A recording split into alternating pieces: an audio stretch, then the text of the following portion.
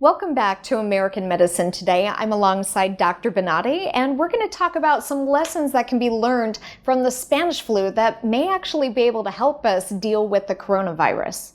We need to remember that there's a tremendous difference between the Spanish virus in 1918. Because people are acting like we've never seen pandemics before, and it's the apocalypse. Yeah, Let's go out and buy toilet paper. Yeah, that's not true. We have not only recently we have 2 or 3 during the Obama time. Mm-hmm. One was the swine flu. Correct. Okay, that created a lot of problems, and they were practically totally ignored. If we look at the pandemic that happens on 1918.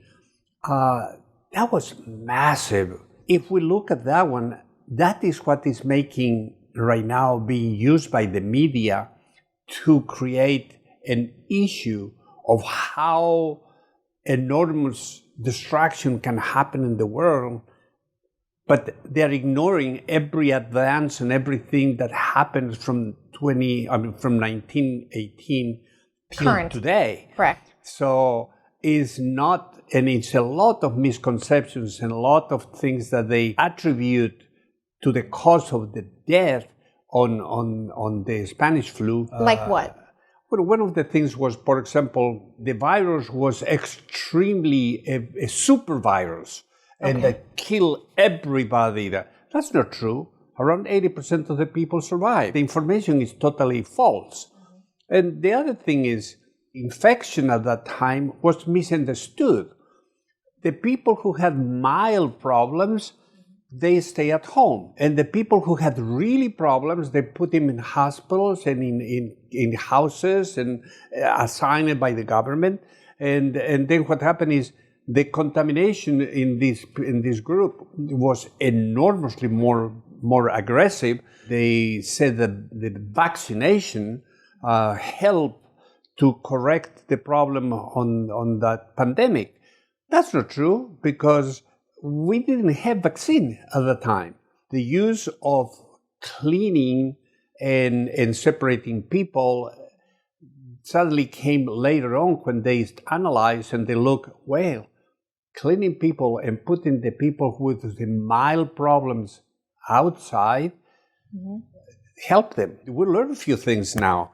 And one of the things that we learn is you need to separate people. Right. And you need to separate it to the groups. If you have an infection or something, you need to isolate them. Right. But then that isolation is not that you're going to put all the sick people in one group, because then nobody gets better. I really think the hype of this virus problem is not really very honest. I think it's being politicized. It is totally politicized. Is another weapon that the Democrats use against Trump to try to tank his presidency. Not only the presidency, the market.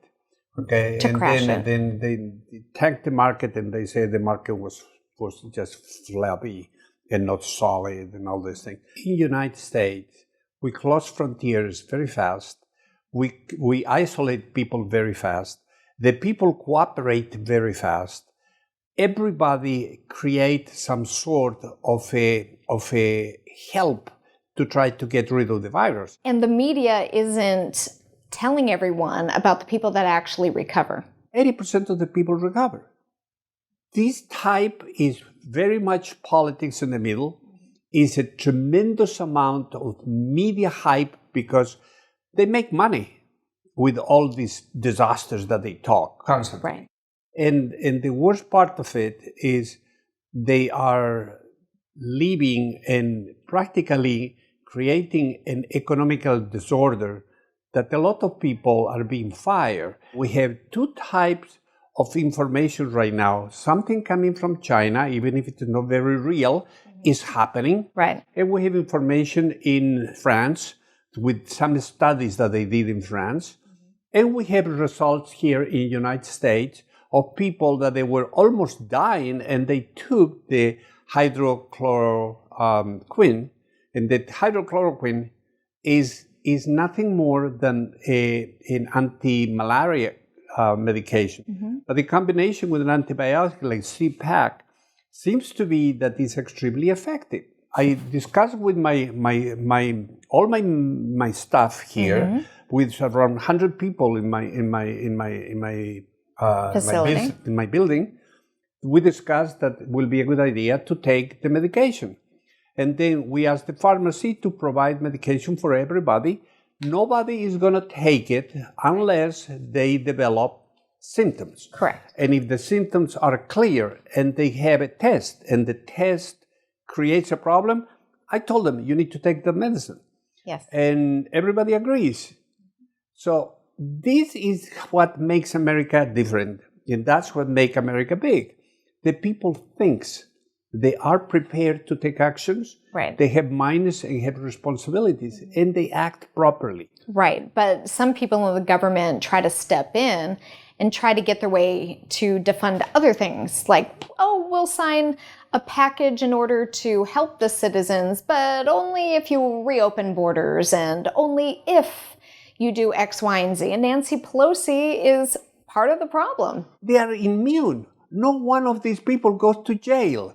No one of these people pay for anything. Correct. Look at the amount of damage created to the country by the Democrats fighting Trump. And at the very end, everything was nothing there.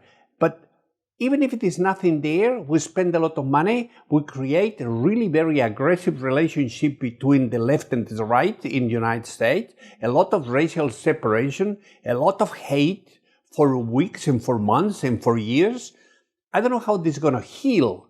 We need to put politicians that they lie, and politicians that they promise something, and politicians that they don't deliver what they promise.